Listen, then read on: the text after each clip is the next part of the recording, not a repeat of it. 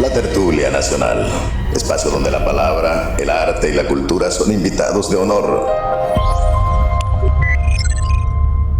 Buenas tardes a todos, sean bienvenidos a la tertulia de este 16 de agosto de 2024. Estamos en Casa Manú, en la sede de la Tertulia Nacional. Muchas gracias por estar con nosotros. Enviamos un cordial saludo también a las gentes, a las personas que nos van a ver después por las redes sociales, YouTube, la Tertulia Nacional, en Facebook, en TikTok y en Instagram. Estamos trabajando para que el trabajo que se realiza en este espacio de la tertulia se difunda más a través de redes sociales y ya iniciamos ese trabajo. Nos apoya muy afablemente Misael Ordóñez, que está por acá con nosotros, Víctor Hernández, muchas gracias por su apoyo.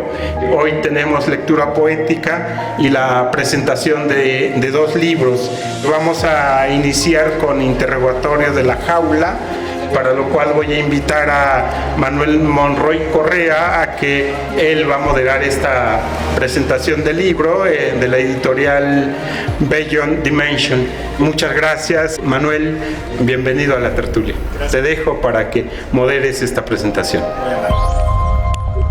Muchas gracias.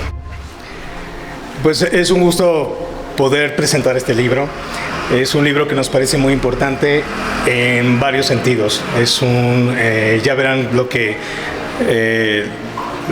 aquí quienes acompañan a Inés, a Eduardo Olaiz y Alejandra Estrada dirán acerca del libro. A nosotros en Beyond Dimensions nos parece pertinente importante publicar libros de autoras mexicanas que tienen un trabajo poético y tienen una enunciación importante y siempre tienen algo importante que enseñarnos, que decir con su poesía. Pues los dejo con la autora y con sus presentadores. Muchas gracias y buenas tardes.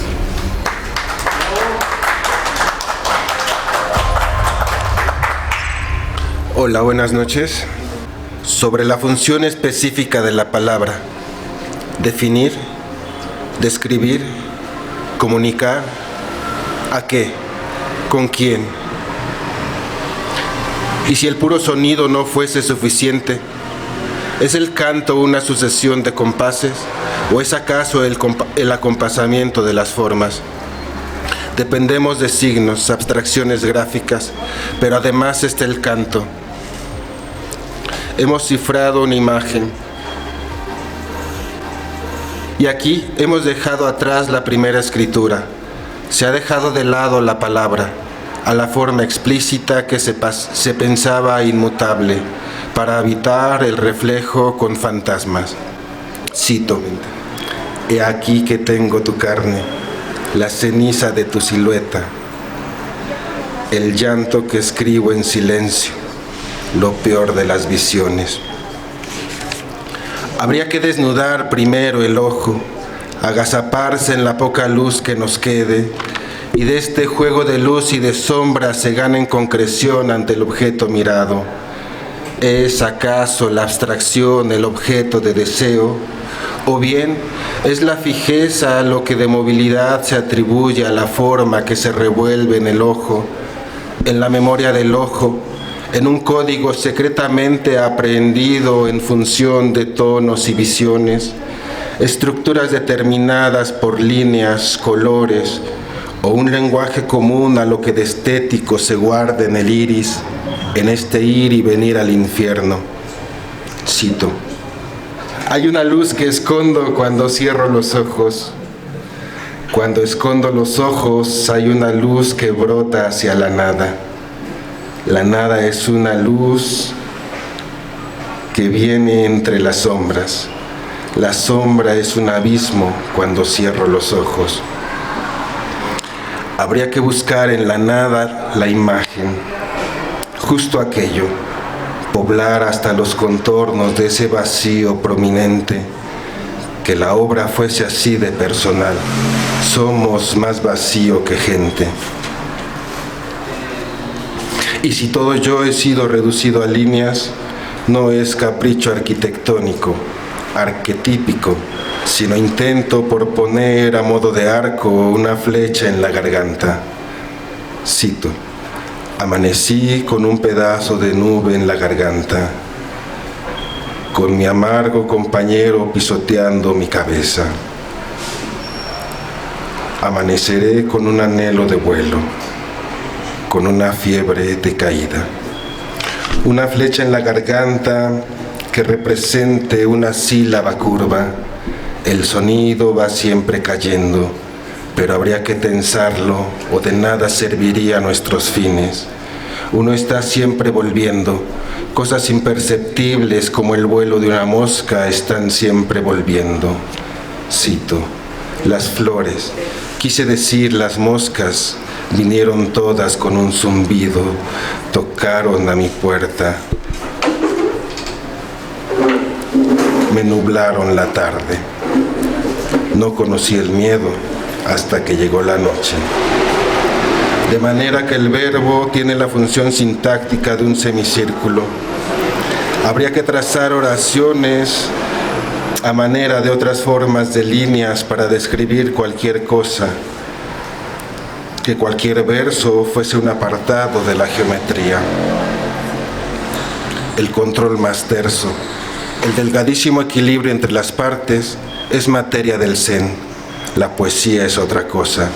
Se nace y erige en la ruptura, donde una fulgente y rotunda explosión da origen al caos. ¿Son acaso los signos más oscuros lo que permite y se haga la luz? Todos aman el fuego, pero algunos otros somos oscuros y lunares. Cito: me volví silencio, sonata de un niño que viaja al otoño. Ahí abandonaré sus huesos, todo en él será espíritu. Música que anuncia la llegada del invierno. Gracias.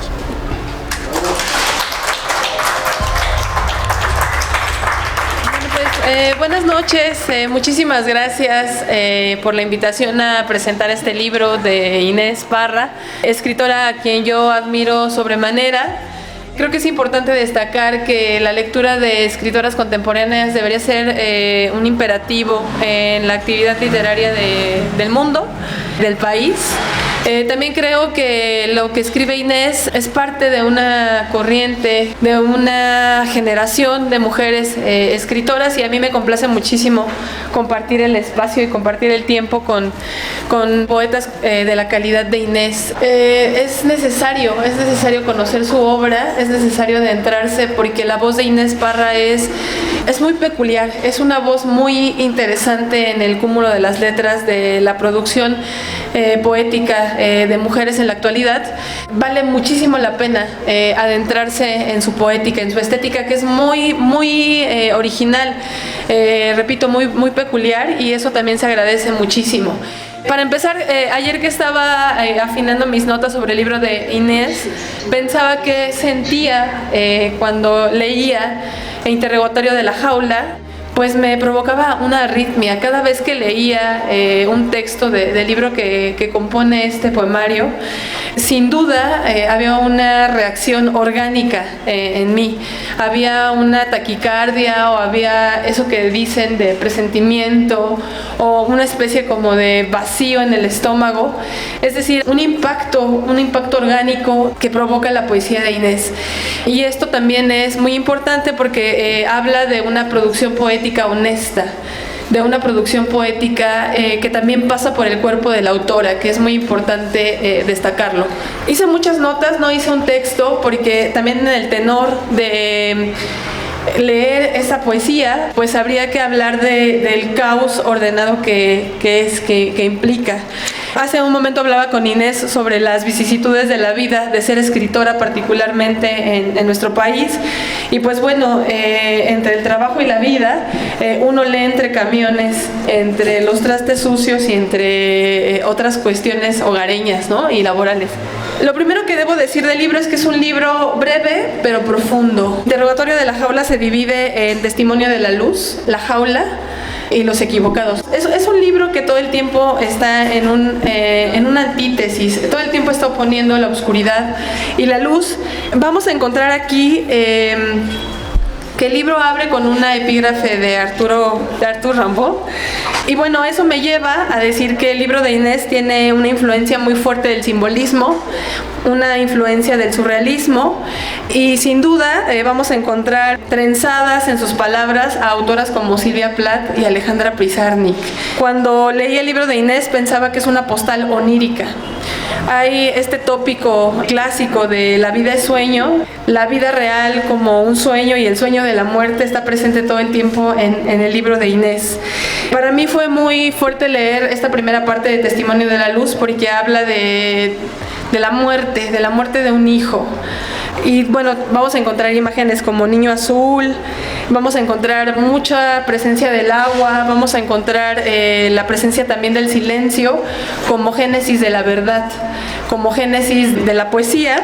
Hay una equivalencia de la que quiero hablarles en un momento en el libro de Inés, pero en esta primera parte de Testimonio de la Luz, pues se siente esta desgarradura de la muerte del otro, la luz como lo que llena la ausencia, luz como rayo de la locura también, porque el libro de Inés habla de la locura, pero no es la locura así como en el lugar común la conocemos, aunque están presentes todos los símbolos de la locura, la luna, la música.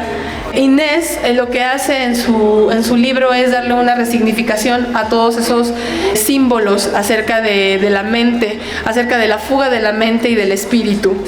Hay otro elemento que es muy importante en Interrogatorio de la Jaula, que es la música. Y a mí me llamó mucho la atención porque vamos a ver que hay violines, hay violonchelos, hay canto como expresión justamente de esa locura.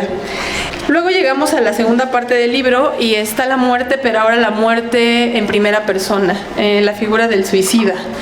Y a mí me gusta muchísimo porque regularmente vemos a un suicida como trágico y aquí es un suicida que disfruta la danza del preámbulo de su muerte. Me la pasé haciendo notas de las imágenes que me parecen muy fuertes en el libro. Particularmente el poema 4 me gusta muchísimo, pero voy a dejar la lectura para el final. Y bueno, en esta segunda parte de La Jaula, lo que yo noto, y aprovecho la plática con Inés de hace un momento, es que la jaula adquiere un sentido como de cuerpo. La jaula se transforma en una especie de ser humano. Lo que habita en la jaula bien puede ser el espíritu, bien puede ser la locura. Hice la equivalencia de la siguiente manera. La jaula es la locura, pero al mismo tiempo es el cuerpo, y el cuerpo es el encierro, y eso me lleva a pensar en lo que decía Hélène Cixous acerca de las mujeres y la escritura, que se nos había pues enclaustrado en nuestro mismo cuerpo, que se nos había encerrado en el mismo cuerpo, y escribir era la única manera que teníamos como de ser, como de existir, y es justamente esa jaula, territorio y nación de la locura, que al mismo tiempo es el silencio. ¿Y qué es el silencio en el libro de Inés? Pues es la poesía. Hay una especie de equivalencia también de locura, silencio, igual a poesía. En el silencio está la verdad, y como el silencio es la poesía es la verdad. La jaula encierra la verdad, que es la poesía. Y es un ave, y es la luz, y es la oscuridad, y en palabras de Inés por ahí también es la caída, ¿no? Y el disfrute de la caída misma. Algo muy importante es que Inés resignifica ciertas historias. Está presente la figura de Alicia en el País de las Maravillas como una alegoría de la locura también, pero es una Alicia nada que ver con la que conocemos, idealizada por el comercio de la televisión. Es justamente lo desgarrador de la locura, ¿no? No vamos a ver nada más a la figura de Alicia misma, sino que vamos a ver a la Rosa, que es la voz de la yo lírico, que se transforma a lo largo del libro, ¿no? Que es la Rosa y al mismo tiempo es la jaula y al mismo tiempo es la locura. En ese sentido, vamos a ver que la jaula es una especie de animal metamórfico. Hay una figura zoomórfica en la jaula, que es a la vez una presa y a la vez el cazador, ¿no? La jaula. Y eso es muy interesante. De hecho, en mis notas pongo que los símbolos que maneja Inés, las metáforas que se crean, las figuras que se crean, son entre antropomórficas y zoomórficas. Es decir, funda su propia taxonomía de la locura en ciertas figuras, en ciertos símbolos que ella misma crea a partir de una especie de pastiche o de mezcla de todos estos mitos, ¿no? Inés, no recuerdo cuál es el poema que habla de amamantar al hijo en en mis brazos te hice, acuné tu muerte. Sí, que hay una loca para cada estrella, ¿no? Sí, ese poema particularmente me interesa porque también, y a pesar de que hay una carga más bien una influencia más tajante de corrientes como el simbolismo o el surrealismo en la poesía de Inés, pues en ese poema pareciera que la voz del yo lírico se convierte en Hera, ¿no? Y la galaxia que se crea de la leche de Hera, pues es una galaxia de estrellas locas, de estrellas muertas, ¿no? Y entonces, pues en el libro se trastoca también, se transforman los mitos que ya conocemos, ¿no? Yo no quiero de pronto generar spoilers, ¿no? Pero este libro pues también tiene influencia de lo pictórico. Cada vez que uno lee un texto de Interrogatorio de la Jaula, pareciera uno que está viendo alguna pintura de Remedios Varo o de Elena Carrington, como que todo el tiempo es parte de la vida onírica, ¿no? Del yo lírico. Lo que es un hecho es que son poemas que pasan por el cuerpo, y bueno, pues en los textos está dicho, ¿no? En algún texto Inés dice que el cuerpo tiene calles, entonces el cuerpo se convierte en ese espacio de la locura y al mismo tiempo es la jaula misma, ¿no? Ya para ir cerrando mi participación, pues me gustaría decir, como al principio mencionaba, es muy importante destacar la producción poética de autoras como Inés, porque hay una carga original, hay una producción original, una propuesta poética, un trabajo muy minucioso de observación y de introspección a la hora de escribir, y no podemos dejar que pase nada más, ¿no? Repito, el libro podría parecer breve, pero en su brevedad es hondo. Es una locura muy profunda la que se retrata en este libro del Interrogatorio de la Jaula, y no me queda a mí más que decirles que no dejen de leerlo.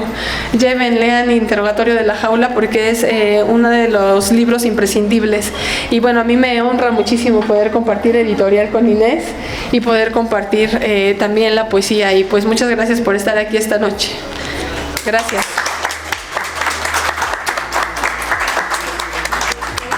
Muchas gracias, Alejandra. Bueno, como se dieron cuenta, hay dos perspectivas, ¿no? Una un tanto más lírica que la otra. Alejandra nos brindó una perspectiva un tanto analítica del texto, lo cual está maravilloso, ¿no? Nos enseña a ver que el texto tiene mucho que decir. Y también, bueno, también nos da mucho gusto que ambas compartan con nosotros, estén en la colección de poesía Enigmata, junto con otras autoras igualmente. Nos sentimos muy contentos y muy honrados de tenerlas. Y bien, creo que es justo darle la palabra ahora a la autora del libro, ¿no? Que nos permita escuchar su voz y sus poemas, y nos deleitemos también con su perspectiva sobre lo que ella misma escribió. Gracias. No, al contrario.